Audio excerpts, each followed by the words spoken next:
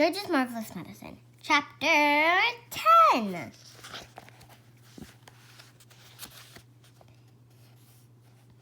A crane for Grandma. Grandma, from high up on the rooftop, could see everything that was going on, and she didn't like what she saw.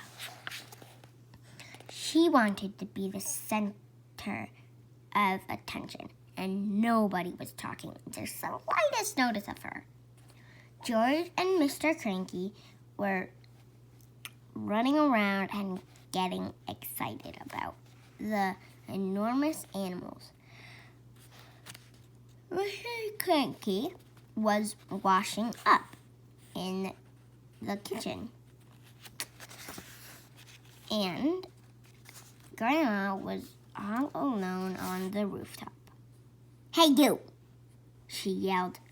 "George, get me a cup of tea this minute, you idle little beast." "Don't listen to the old goat," Mr. Cranky said. "She's stuck where she is, and a good thing too." "But we can't leave her up there, Dad," George said. What if it rains?" "George!" Grandma yelled. "Oh, you horrible little boy! You disgusting little worm! Fetch me a cup of tea at once, and a slice of currant cake."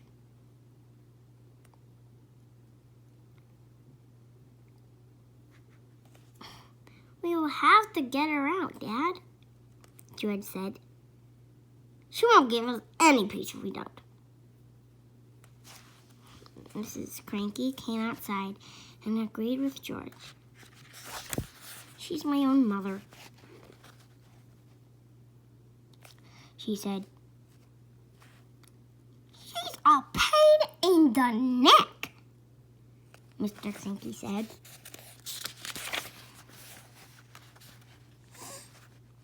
"I don't care," Mrs. Cranky said. "I'm not leaving my own mother sticking up through the roof for the rest of her life." So in the end, Mr. Cranky telephoned the crane company and asked them to send their biggest crane out to the house at once.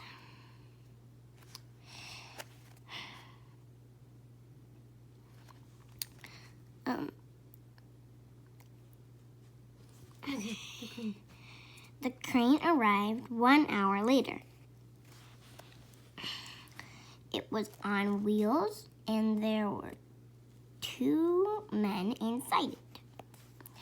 The crane men climbed up on the roof and put ropes around Grandma's arms.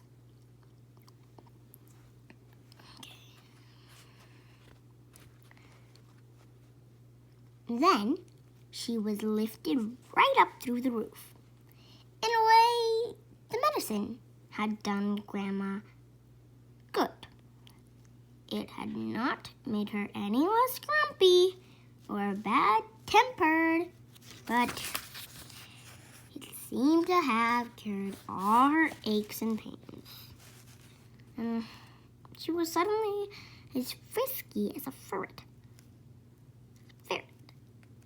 As soon as the crane had lowered her to the ground, she ran over to George's huge pony, Jack Frost, and jumped onto his back.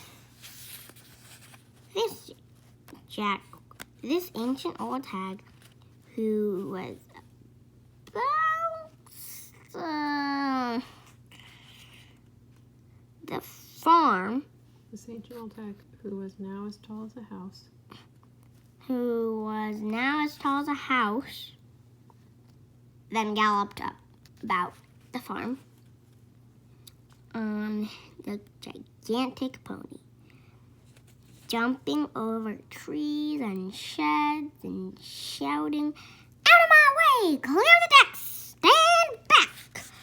All you miserable midgets, or I'll trample you to death."